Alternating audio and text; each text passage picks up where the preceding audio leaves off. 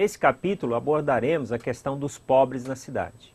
Uma experiência bíblica importante que vale a pena ser citada é quando Paulo e Barnabé foram até os apóstolos em Jerusalém para pedir permissão para que Paulo pudesse pregar o evangelho aos gentios.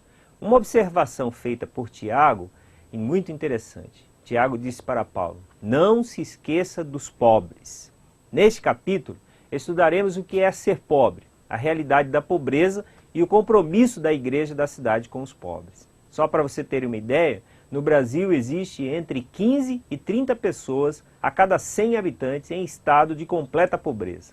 Na América Latina, o número de pobres aumentou 12% em decorrência dos efeitos das diversas crises que têm acontecido no mundo. O índice de pobreza no Brasil é comparável ao obtido por Chile, Costa Rica e Panamá. A situação é pior ainda na Bolívia, no Equador, Honduras e Nicarágua, onde a cada 100 pessoas, mais da metade está em situação de pobreza absoluta. A Argentina e o Uruguai são os países em melhor condição, nos quais o índice não chega a 15%.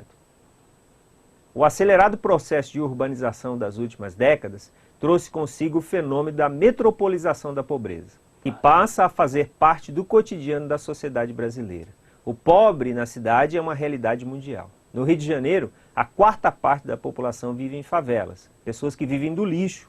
O tráfico de drogas se apresenta como uma alternativa de dinheiro fácil, uma maneira vantajosa de adquirir fortuna em detrimento da desgraça do próximo. Adolescentes entram por esse caminho como distribuidores de drogas, sem escola e com uma perspectiva de vida muito baixa, devido aos diversos confrontos com a polícia, que na maioria das vezes resulta na morte. São por demais conhecidos os outros atributos que determinam a situação de pobreza.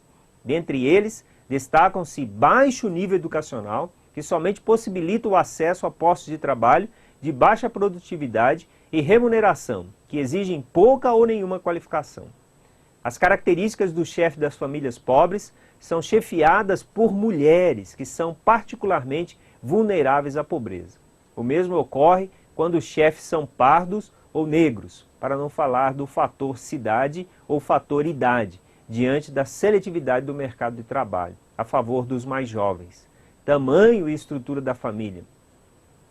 As famílias pobres são numerosas, com crianças menores de 10 anos de idade e local de residência urbano, rural ou regional. Quando um cristão começa a se relacionar com Deus, ele passa a sentir a necessidade dos carentes e dos oprimidos. Jesus disse: se deres de comer ou beber a um desses pequeninos, dos tais é o reino de Deus. Essa é uma realidade inegável. Não há como anular todo o preconceito desenvolvido pela sociedade com relação aos desfavorecidos. O racismo e a exploração são fatores preponderantes no que diz respeito à pobreza. Cabe à igreja se posicionar a esse respeito. A igreja não pode ser omissa, a igreja não pode assim desconectar dessa realidade com respeito à cidade. Os pobres precisam ser atendidos.